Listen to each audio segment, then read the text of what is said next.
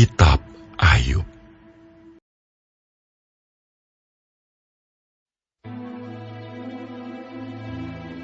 Dapatkah engkau memburu mangsa untuk singa betina dan memuaskan selera singa-singa muda? Kalau mereka merangkak di dalam sarangnya, mengendap di bawah semak belukar. Siapakah yang menyediakan mangsa bagi burung gagak apabila anak-anaknya berkauk-kauk kepada Allah, berkeliaran karena tidak ada makanan? Apakah engkau mengetahui waktunya kambing gunung beranak, atau mengamat-amati rusa waktu sakit beranak? Dapatkah engkau menghitung berapa lamanya sampai genap bulannya, dan mengetahui waktunya beranak? Dengan membungkukkan diri, mereka melahirkan anak-anaknya dan mengeluarkan isi kandungannya. Anak-anaknya menjadi kuat dan besar di padang. Mereka pergi dan tidak kembali lagi kepada induknya. Siapakah yang mengumbar keledai liar? Atau siapakah yang membuka tali tambatan keledai jalang? Kepadanya telah kuberikan tanah dataran sebagai tempat kediamannya, dan padang masin sebagai tempat tinggalnya. Ia menertawakan keramaian kota, tidak mendengarkan teriak si penggiring. Ia menjelajah gunung-gunung padang rumputnya, dan mencari apa saja yang hijau. Apakah lembu hutan mau takluk kepadamu, atau bermalam dekat palunganmu? Dapatkah engkau memaksa lembu hutan mengikuti alur bajak dengan keluhan? Atau apakah ia akan menyisir tanah lembah mengikuti engkau? Percayakah engkau padanya, karena kekuatannya sangat besar? Atau kau serahkankah kepadanya pekerjaanmu yang berat? Apakah engkau menaruh kepercayaan kepadanya, bahwa ia akan membawa pulang hasil tanahmu dan mengumpulkannya di tempat pengirikanmu? Dengan riang sayap burung unta berkepak-kepak, tetapi apakah kepak dan bulu itu menaruh kasih sayang? Sebab telurnya ditinggalkannya di tanah, dan dibiarkannya menjadi panas di dalam pasir. Tetapi lupa bahwa telur itu dapat terbijak kaki dan diinjak-injak oleh binatang-binatang liar. Ia memperlakukan anak-anaknya dengan keras, seolah-olah bukan anaknya sendiri. Ia tidak peduli kalau jerih payahnya sia-sia, karena Allah tidak memberikannya hikmat dan tidak membagikan pengertian kepadanya. Apabila ia dengan megah mengepakkan sayapnya, maka ia menertawakan kuda dan penunggangnya. Engkaukah yang memberi tenaga kepada kuda? Engkaukah yang mengenakan surai pada tengkuknya? Engkaukah yang membuat dia melompat seperti belalang? Ringkiknya yang dahsyat mengerikan. Ia menggaruk tanah lembah dengan gembira. Dengan kekuatan ia maju menghadapi senjata. Kedahsyatan ditertawakannya. Ia tidak pernah kecut hati, dan ia pantang mundur menghadapi pedang. Di atas dia tabung panah gemerincing, tombak dan lembing gemerlapan. Dengan garang dan galak dilulurnya tanah, dan ia meronta-ronta kalau kedengaran bunyi sangkakala. Ia meringkik setiap kali sangkakala ditiup, dan dari jauh sudah diciumnya perang, gertak para panglima dan pekik. Oleh pengertian muka burung elang terbang, mengembangkan sayapnya menuju ke selatan. Atas perintah muka Raja Walid terbang membubung dan membuat sarangnya di tempat yang tinggi. Ia diam dan bersarang di bukit batu, di puncak bukit batu, dan di gunung yang sulit didatangi. Dari sana ia mengintai, mencari mangsa. Dari jauh matanya mengamat-amati. Anak-anaknya menghirup darah, dan di mana ada yang tewas, disitulah dia. Maka jawab Tuhan kepada Ayub, apakah si pengecam hendak berbantah dengan yang maha kuasa? Hendaklah yang mencela Allah menjawab. Maka jawab Ayub kepada Tuhan, sesungguhnya aku ini terlalu hina. Jawab apakah yang dapat kuberikan kepadamu?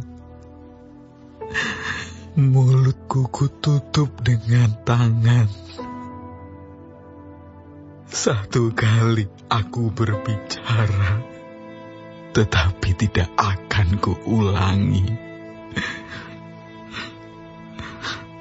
Bahkan 2 kali, tetapi tidak akan kulanjutkan.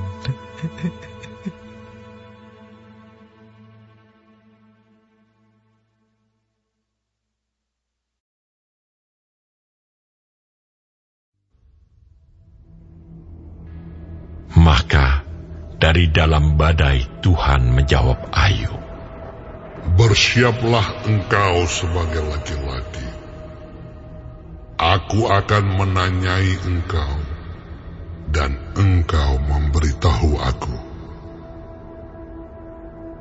Apakah engkau hendak meniadakan pengadilanku, mempersalahkan aku supaya engkau dapat membenarkan dirimu?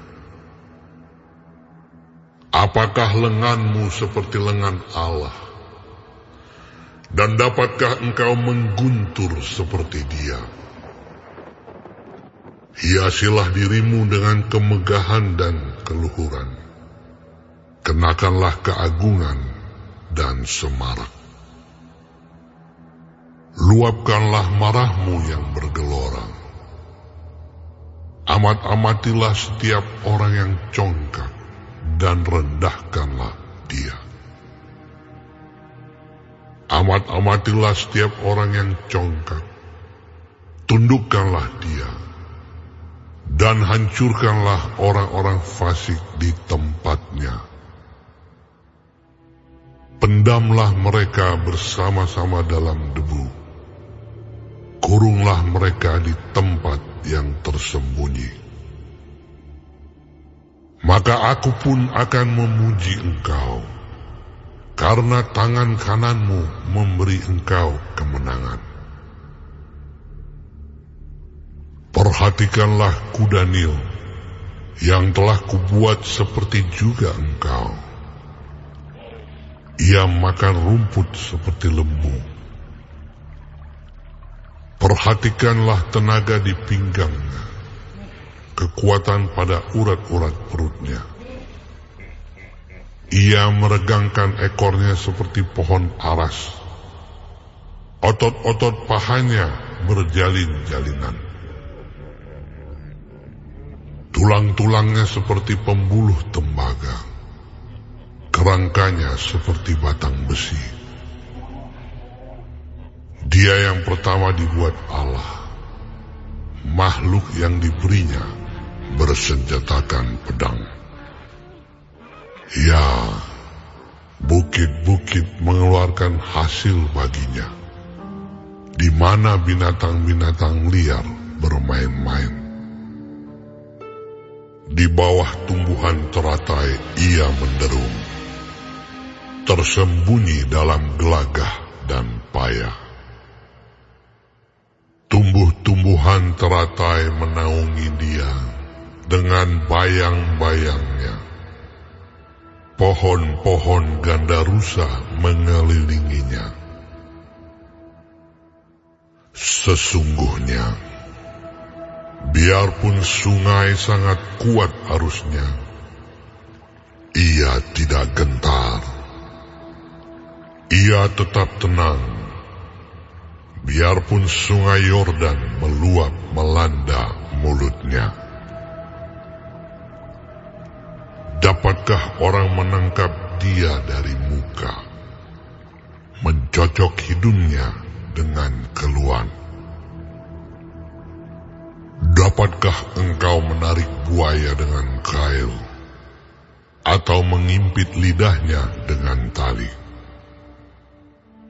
Dapatkah engkau mengenakan tali rotan pada hidungnya, mencocok rahangnya dengan kaitan? Mungkinkah ia mengajukan banyak permohonan belas kasihan kepadamu, atau berbicara dengan lemah lembut kepadamu? Mungkinkah ia mengikat perjanjian dengan engkau, sehingga engkau mengambil dia menjadi hamba untuk selama-lamanya? Dapatkah engkau bermain-main dengan dia seperti dengan burung, dan mengikat dia untuk anak-anakmu perempuan?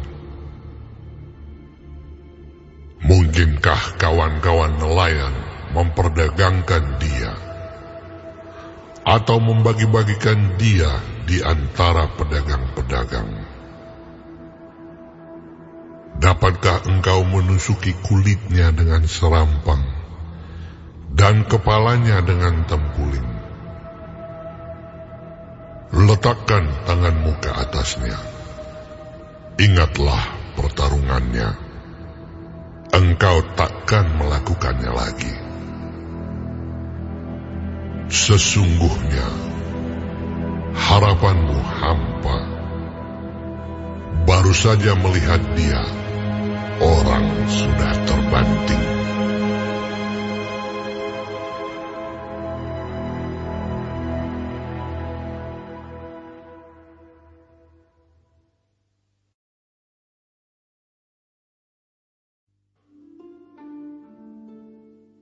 Orang yang nekat pun takkan berani membangkitkan marahnya. Siapakah yang dapat bertahan di hadapan aku? Siapakah yang menghadapi aku, yang kubiarkan tetap selamat? Apa yang ada di seluruh kolong langit adalah kepunyaanku. Aku tidak akan berdiam diri tentang anggota-anggota badannya, tentang keperkasaannya dan perawakannya yang tampan. Siapakah dapat menyingkapkan pakaian luarnya, baju zirahnya yang berlapis dua? Siapakah dapat menembusnya? Siapa dapat membuka pintu moncongnya? Di sekeliling giginya ada kengerian. Punggungnya adalah perisai-perisai yang bersusun, terlekat rapat seperti materai. Rapat hubungannya yang satu dengan yang lain, sehingga angin tidak dapat masuk Yang satu melekat pada yang lain, bertautan tak terceraikan lagi. Bersinnya menyinarkan cahaya, matanya laksana merkahnya fajar. Dari dalam mulutnya keluar suluh, dan berpancaran bunga api. Dari dalam lubang hidungnya mengepul uap, bagaikan dari dalam belanga yang mendidih dan menggelegak isinya. Nafasnya menyalakan bara, dan nyala api keluar dari dalam mulutnya. Di dalam tengkuknya ada kekuatan. Ketakutan berlompatan di hadapannya. Daging gelambirnya berlekatan, melekat padanya, tidak tergerak. Hatinya keras seperti batu, keras seperti batu kilangan bawah. Bila ia bangkit, maka semua yang berkuasa menjadi gentar, menjadi bingung karena ketakutan. Bila ia diserang dengan pedang, ia tidak mempan. Demikian juga dengan tombak, seligi, atau lembing. Besi dirasanya seperti jerami, tembaga seperti kayu lapuk. Anak panah tidak dapat menghalau dia.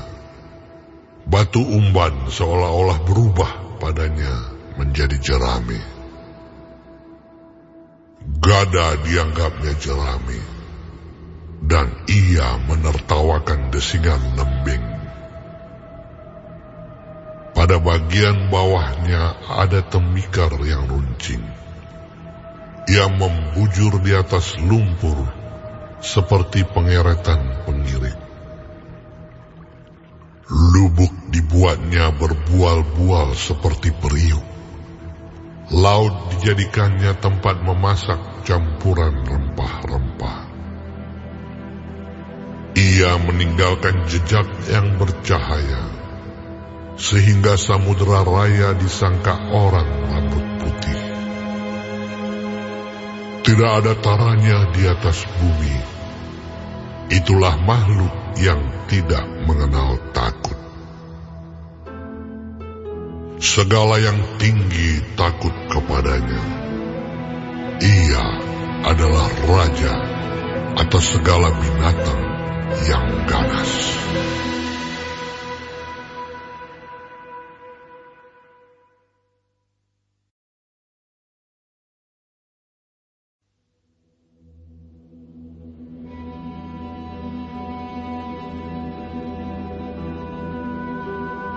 Maka jawab Ayub kepada Tuhan,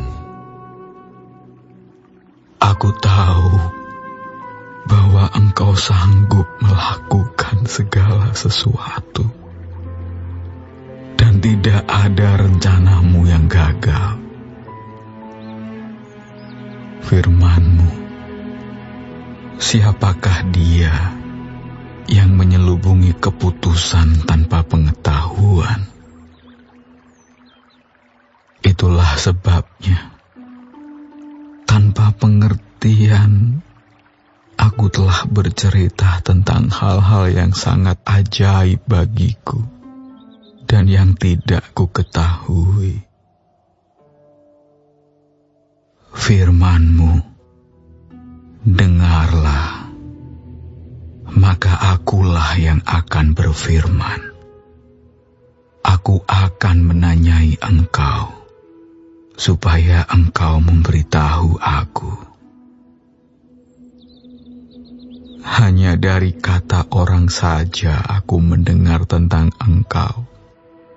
Tetapi sekarang, mataku sendiri memandang Engkau. Oleh sebab itu, Aku mencabut perkataanku, dan dengan menyesal, aku duduk dalam debu dan abu. Setelah Tuhan mengucapkan firman itu kepada Ayub, maka firman Tuhan kepada Elifas, orang Teeman. Murkaku menyala terhadap engkau dan terhadap kedua sahabatmu, karena kamu tidak berkata benar tentang aku seperti hambaku Ayub. Oleh sebab itu, ambillah 7 ekor lembu jantan dan 7 ekor domba jantan, dan pergilah kepada hambaku Ayub. Lalu persembahkanlah semuanya itu sebagai korban bakaran untuk dirimu. Dan baiklah hambaku Ayub meminta doa untuk kamu, karena hanya permintaannya lah yang akan kuterima, supaya aku tidak melakukan aniaya terhadap kamu, sebab kamu tidak berkata benar tentang aku seperti hambaku Ayub. Maka pergilah Elifas orang Teeman, Bildad orang Suah, dan Zofar orang Naamah. Lalu mereka melakukan seperti apa yang difirmankan Tuhan kepada mereka, dan Tuhan menerima permintaan Ayub. Lalu Tuhan memulihkan keadaan Ayub setelah ia meminta doa untuk sahabat-sahabatnya. Dan Tuhan memberikan kepada Ayub 2 kali lipat dari segala kepunyaannya dahulu.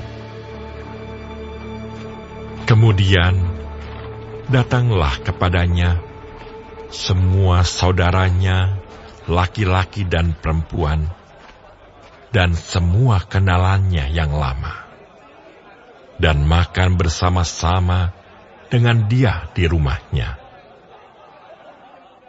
Mereka menyatakan turut berduka cita dan menghibur dia oleh karena segala malapetaka yang telah ditimpakan Tuhan kepadanya. Dan mereka masing-masing memberi dia uang 1 kesita dan sebuah cincin emas. Tuhan memberkati Ayub dalam hidupnya yang selanjutnya, lebih daripada dalam hidupnya yang dahulu. Ia mendapat 14.000 ekor kambing domba, dan 6.000 unta, 1.000 pasang lembu, dan 1.000 ekor keledai betina. Ia juga mendapat 7 orang anak laki-laki dan 3 orang anak perempuan. Dan anak perempuan yang pertama diberinya nama Yemima, yang kedua Kezia, dan yang ketiga Keren Hapuk. Di seluruh negeri tidak terdapat perempuan yang secantik anak-anak Ayub, dan mereka diberi ayahnya milik pusaka di tengah-tengah saudara-saudaranya laki-laki. Sesudah itu, Ayub masih hidup 140 tahun lamanya. Ia melihat anak-anaknya dan cucu-cucunya sampai keturunan yang keempat. Maka matilah Ayub, tua dan lanjut umur.